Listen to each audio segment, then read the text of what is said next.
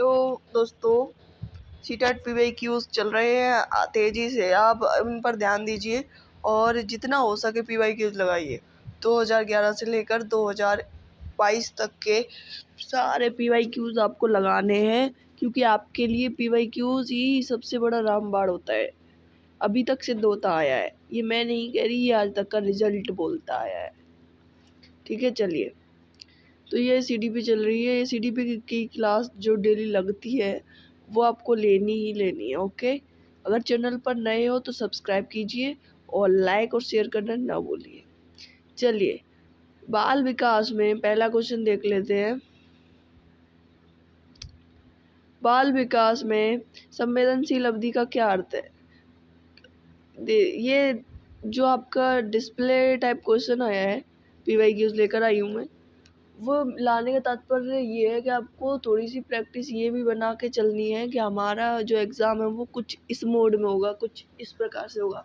आपको अभी से हैबिट लेके चलनी है। ओके, तो और दूसरी बात, आप क्वेश्चन को देखिए। ये जो एग्जामिनर है वो किस प्रकार से क्वेश्चन को घुमाता जा रहा है और कहाँ तक घुमा रहा है, ये देखना है आपको। चलिए समझाते हैं हम। बाल विकास में संवेदनशील अवधि क्या अर्थ है?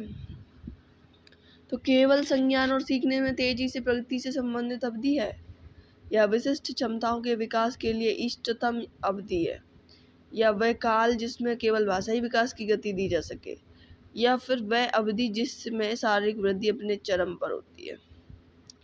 बताइए। जो आपकी संवेदनशील अवधि होती है, पहले तो आपको ये पता होना चाहिए कि संवेदनशील अवधि को क्या सब पढ़ी हमने बाल विकास में।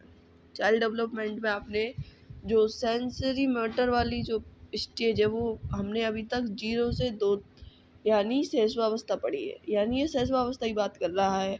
अभी तक जो आपके प्रश्न पूछता था वो सीधा सीधा बोल देता था एग्जामिनर कि बताइए सहस्वावस्था में क्या होता है, क्या लक्षण होते हैं चाइल्ड के, कितना डेवलपमेंट होता है, ये सब।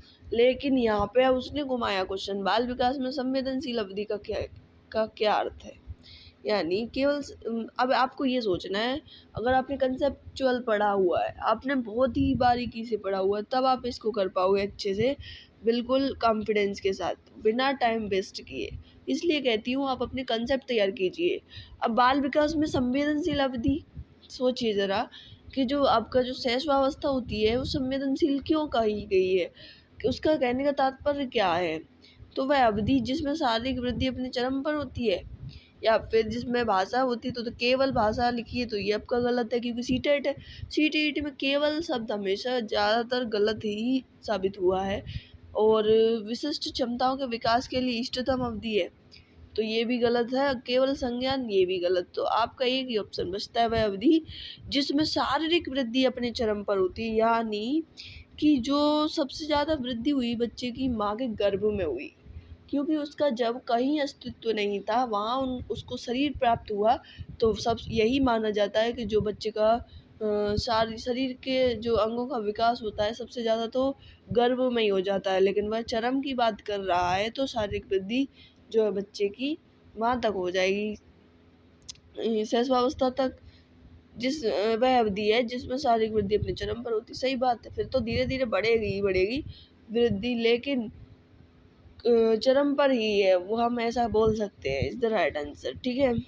विकास का शीर्ष अब नेक्स्ट है, विकास का शीर्षगामी सिद्धांत प्रतिपादित करना है कि शीर्षगामी क्या होता है। देखिए, हमेशा बोलती हूँ कि आप बाइलिंगुअल पढ़ा कीजिए, क्योंकि जो बाइलिंगुअल होता है ना, वो उसमें क्या होता है, कुछ वर्ड इंग्लिश के तो हमेशा हमेशा वही रहते हैं जो उसमें दिए। हिंदी के शब्द बार बार चेंज हो जाते हैं, वो कर सकता है, इसमें आप घूम सकते हो और आप हो जाते हो कंफ्यूज हो सकते हो। इसलिए आपको इंग्लिश भी साथ में लेकर चलनी होगी। ठीक है, इसको इंग्लिश में पढ़िए। Thought becomes abstract and idealistic during the period of, ये हम दूसरे में पहुंच गए।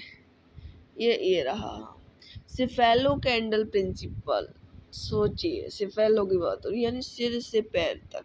अब आया ना समझ में?